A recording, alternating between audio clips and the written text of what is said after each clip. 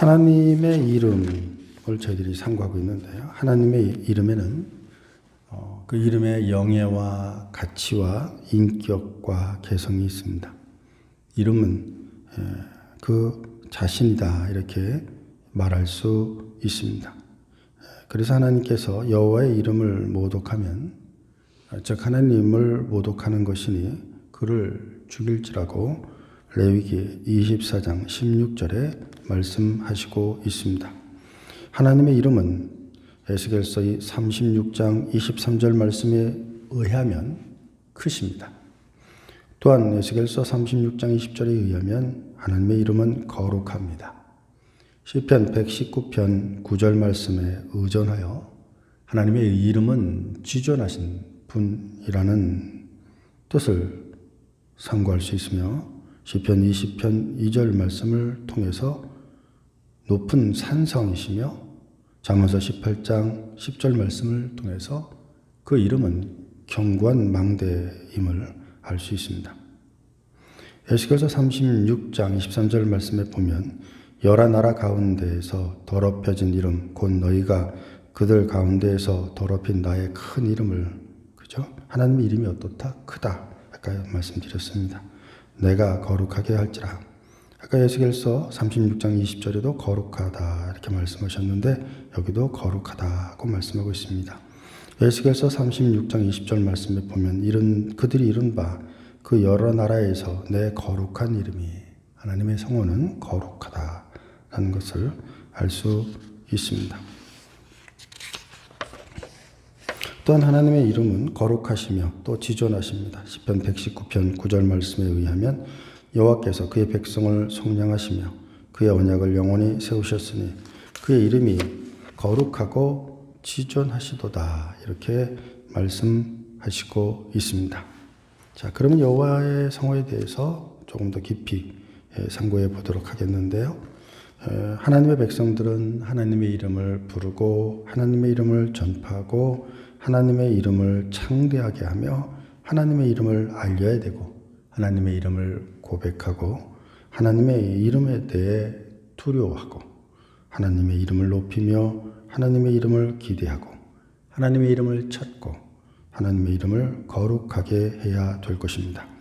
창세기 4장 26절 말씀에 보면 셋도 아들을 낳고 그의 이름을 에노스라 하였으며 그때 사람들이 비로소 여호와의 이름을 불렀더라 말씀하고 있습니다. 출애굽기 9장 16절 말씀에 의하면 내가 너를 세웠음은 나의 능력을 너에게 보이고 내 이름이 온 천하에 전파되게 하려 하였음이라 말씀했습니다. 그러니 하나님의 이름을 전파해야 될 것입니다. 신명기 28장 58절 말씀에 따르면 내가 만일 이 책에 기록한 이 율법의 모든 말씀을 지켜 행하지 아니하고 내 하나님 여호와라 하는 영화로운 두려운 이름을 경외하지 아니하며 하나님의 이름을 두려워해야 되고 또한 경외해야 될 것입니다. 그 앞에 우리가 겸손한 마음으로 하나님의 성호를 부를 때마다 깨어 있어야 될 것입니다. 기록할 때 성경을 기록할 때 서기관들이 이제 성경을 기록하는데요. 여호와의 성호가 나오면 쓰는 것을 멈추고 가서 손을 씻고 그리고 와서 다시 하나님의 성호를 쓰고 그러면서 성경을 계속 썼습니다. 그렇게 쓰다가 다시 여호와의 성호가 나오면 다시 멈추고 금방 썼다 할지라도 다시 멈추고 다시 가서 손을 씻고 그리고 와서 다시 하나님의 성호를 기록했습니다. 자, 하나님의 이름에 대해서 지난주에는 야훼 하나님에 대해서 상고해 보았습니다. 오늘은 좀 여러 가지 하나님의 성호에 대해서 상고해 봅니다. 첫째로는 엘입니다. 엘이라고도 하고 또 엘로힘 이렇게 하기도 하죠. 엘은 이제 하나님이란 뜻이고요. 엘로힘은 하나님들 복수형입니다. 엘은 구약에 217회 사용되었는데 강하신 분이다. 능력이 많으신 분이시다 라는 뜻입니다. 영어로는 God, God 이렇게 한글로는 하나님 이렇게 번역했습니다. 제가 군대에 있을 때 어떤 사람이 귀신 들렸는데 귀신 들린 그 사람이 자기는 신이다, 하나님이다 그러길래 군목 목사님이 이제 그때 그 사람과 영적 전투를 벌이셨는데, 네 이름이 뭐냐 그랬더니 God다 그러길래 큰 대문자 God냐 혹은 소문자 God냐 이렇게 물으시면서, 내 이름은 큰 대문자 God가 아니라 작은 소문자 God, 작은 신이다, 귀신이다. 그러니 내게서 속히 나가라고 선포하시는 그런 모습을 본 기억이 있습니다. 우리 하나님은 대문자이신 God입니다.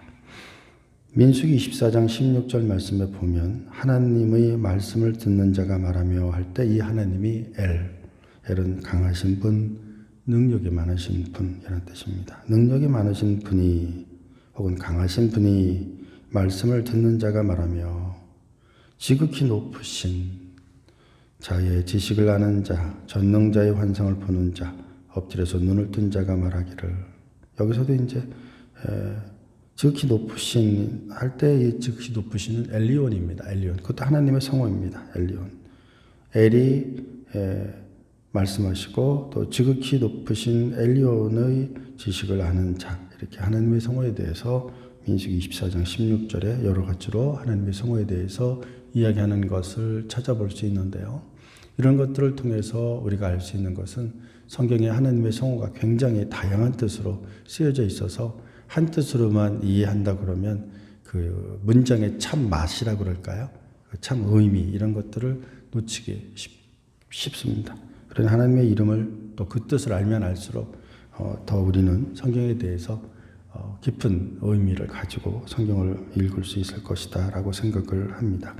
아쉽게도 우리 한국어 성경은 하나님의 성호에 대해서 한 가지로 혹은 두 가지로만 이렇게 해석 혹은 번역해 놓았기 때문에 좀 아쉬운 마음은 있습니다.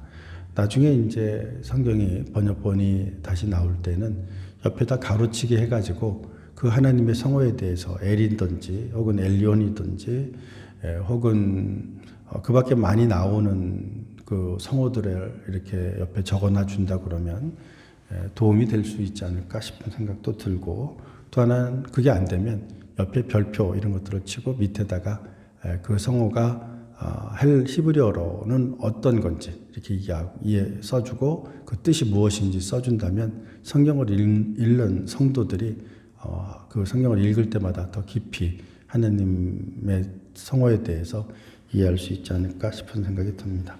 두 번째는 엘을 했으니 이제 엘과 관련된 엘로힘을 하겠습니다. 엘로힘은 두려움에 휩싸인 뜻을 가진 알라에서 유래된 단어입니다. 알라도 하나님이에요. 하나님. 따라서 강하고 힘이 있는 자로서 혹은 두려움의 대상으로서의 하나님을 이야기할 때 엘로힘 이렇게 말씀할 수 있습니다.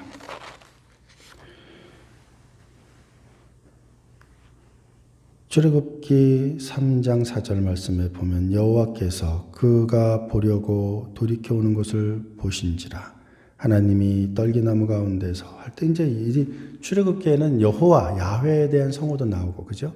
그 다음에 나오는 게 엘로힘입니다. 처음에 나오는 여호와께서 그가 보려고 돌이켜오는 것을 보신지라 할 때 이 여호와는 우리가 배웠던 야훼입니다.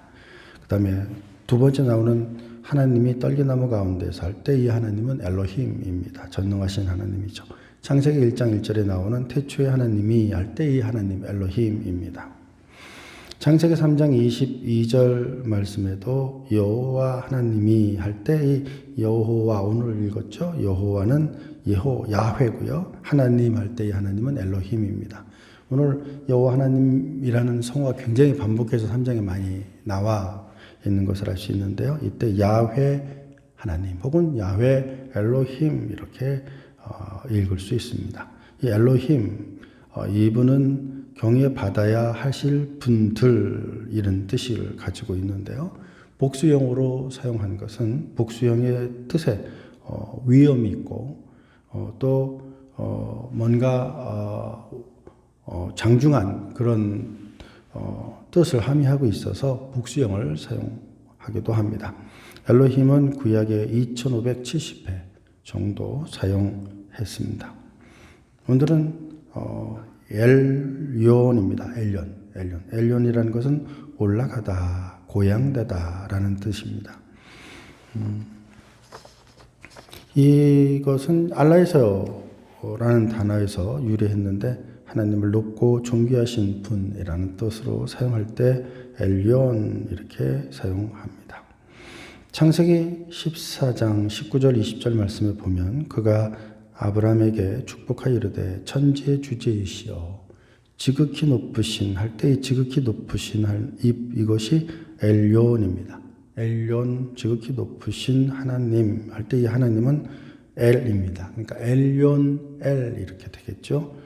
지극히 높으신 엘이여 하나님이여 아브라함에게 복을 주옵소서. 너희 대적을 내 손에 붙이신 지극히 높으신 하나님. 여기서는 지극히 높으신 그죠? 이것은 엘yon 이렇게 말할 수 있습니다. 엘yon 지극히 높으신 하나님을 할 때는 엘yon 이렇게 사용합니다. 오늘은 하나님의 성호에 대해서 세 가지를 상고해 보았는데요. 첫째로는 두 번째로는 엘로힘, 세 번째로는 엘론에 대해서 상고해 보았습니다.